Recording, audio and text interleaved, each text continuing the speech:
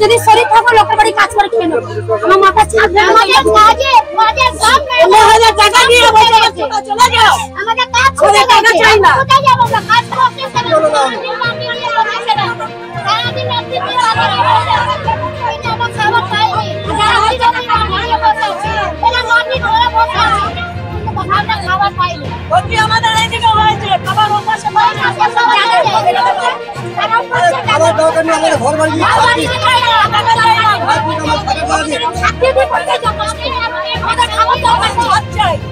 মানুষ কাজ করে এসে একটু আরাম করবে তো এখানে দোকান আছে শরীর কাজ করবে ঘরে না থাকবো মাথা ছাদ তো দেবে আজ কোন কি করব কাজ করব খেয়ে নেব কিন্তু মাথা ছাদটা দেবে করতে পারি না আমার শ্বাস ফুলে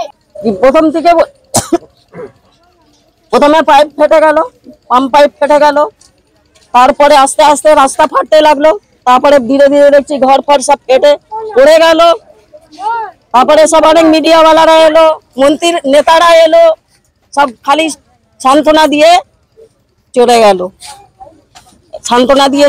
এই 3-4 দিনে আর কারো দেখা দেখছি নেই কেউ এখানে আর দেখতেও আসেনি কি আমরা এখানে কি বেঁচে আছি কি মরে গেছি কি পরিস্থিতিতে আছি কেউ দেখতে আসেনি আজকে হঠাৎ দুপুরবেলা 4-5টা পুলিশ এলো পুলিশ আছে কি কোথায় কোন থানার আছে কিছু আমরা জানি না এসে আমাদেরকে ঘরে ঘরে ঢুকে দেখলো দেখে বলছে যে আপনারা 4টের মধ্যে এখানে খালি করে দেবেন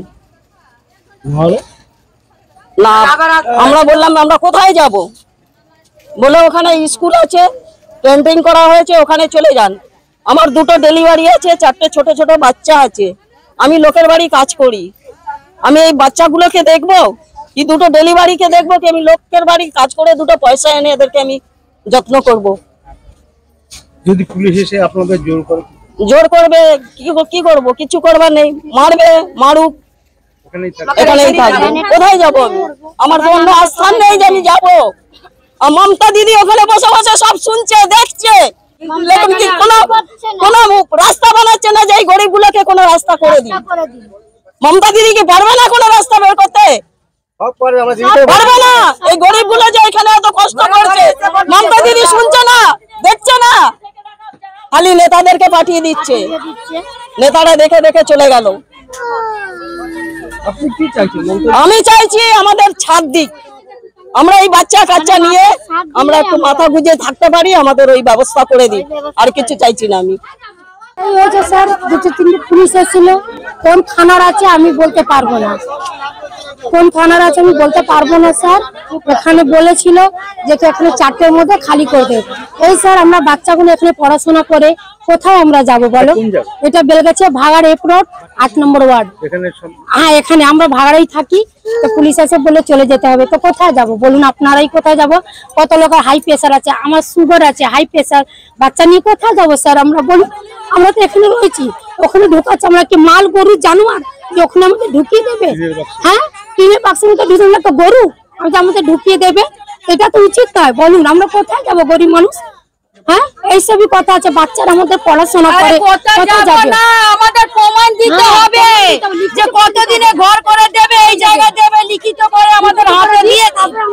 প্রমাণ দিন যে সরকারের কাছে আমাদের আবেদন আছে যে আমরাও চাই ভালো জীবন ভালো ঘর থাকতে এরকম কতদিন থাকবো ছেলে পুলে নিয়ে কারো কাজ কামে আজকে কোন থানা এসছে আমরা থানার কোনো নাম জানি না ওনারা এরাও বলেনি যে আমরা কোন থানা থেকে এসছি শুধু পুলিশ ড্রেস দেখেছি ওনারা ড্রেস পরে এসছেন বললেন যে এখানে অর্ডার আছে তোমাদের 4টের সময় ঘর ভাঙা হবে এখান থেকে তোমরা এগুলো খালি করে দাও আর কিছু বলে যায়নি আমরা বলছি যে কি করে যাব হঠাৎ করে পুলিশ এসে বলবে যে চলে যাও হ্যাঁ কে দায়িত্ব নেবে আজ তো 15 দিন ধরে আমরা এখানে আছি কেউ দায়িত্ব নিতে এসেছিল আমরা ওরকমই আছি আমাদের শুধু বলার আছে আপনি একটা ঘর করে দেবেন আমরা মানছি যা দিয়েছেন আমাদের আর্থিক স্থিতির জন্য সেটাও মানলাম, কিন্তু আমাদের একটা প্রমাণ লিখিত করে দিন যে আমরা এই জায়গাটা আবার ঘর পাবো, এতদিনে ঘর পাবো, তোমরা এই জায়গাটা ছাড়ো,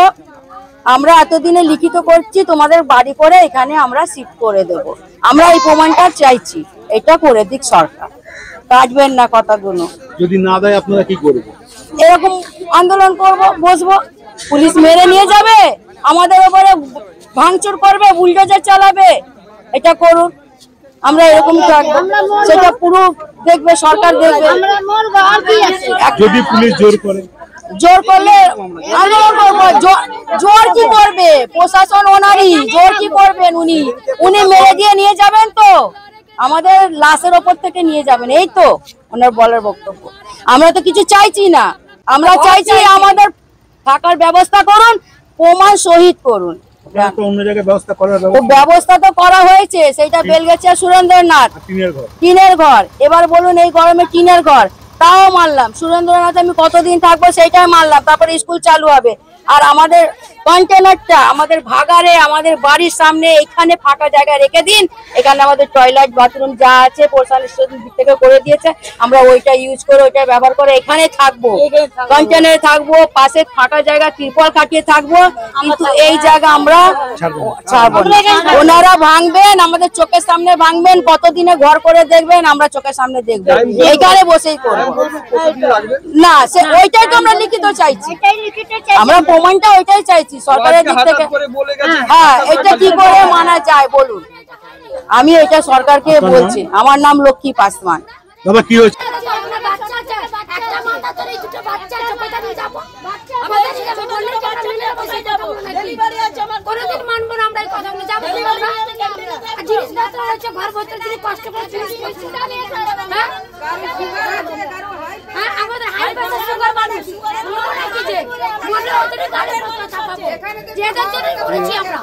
এই দুটো ডেলিভারি, 4টে বাচ্চা, আমি ওই ক্যান্টিনে কি করে রাখবো?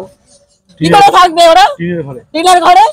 কি করে রাখবো আপনারা বলুন? আপনারা আমাদেরকে যে এসে বলে গেল যে 4টের মধ্যে ঘর খুলে দেবে, আমি দুটো ডেলিভারি নিয়ে কি করে থাকবো? 4টে বাচ্চা ছোট ছোট দম কেটে মরে যাবে। আমি লোকের বাড়ি কাজ করি, আমি এই ডেলিভারি গুলোকে দেখবো কি বাচ্চা দেখবো কি? আমি লোকের বাড়ি কাজ করবো?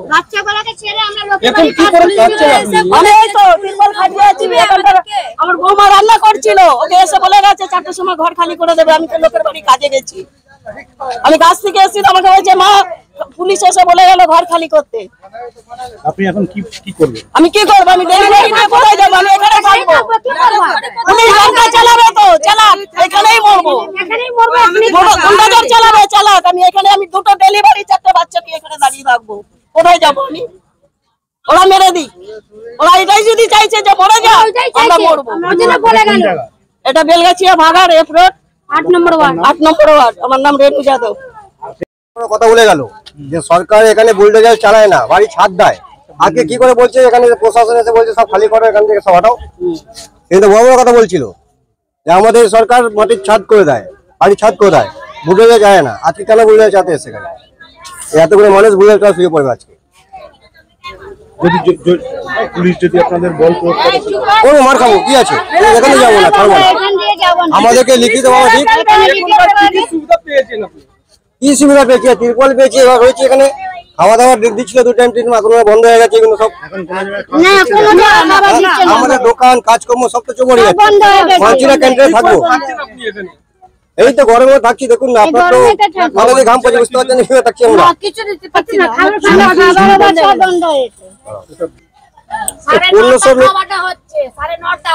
9:30 অর্ধেক বাচ্চাগুলো আমাদের ঘুমিয়ে পড়ছে, আমাদের না খেয়ে ঘুমাচ্ছে। খাবার কি খাওয়া আছে বাচ্চাকে? আমি না খাবে, যার 5টা পরিবার তাকে একটা থালা ভাত দিয়ে যাচ্ছে, দেখি এক গাল করে ভাত খাবে।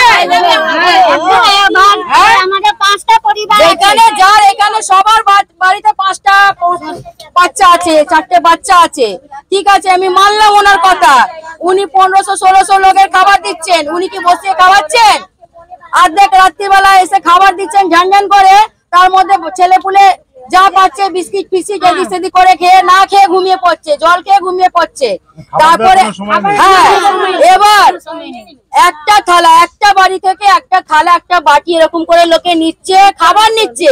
যার বাড়িতে 7টা 8টা পরিবার আছে, 5টা পরিবার, সে কি ওই একটা থালায় এক গাল করে ভাত খাবে? এইটা সরকার আমাদের বুঝিয়ে দিক যে দিচ্ছেন খাবার। প্রচার তো করছে 15 প্রচার করলে হবে?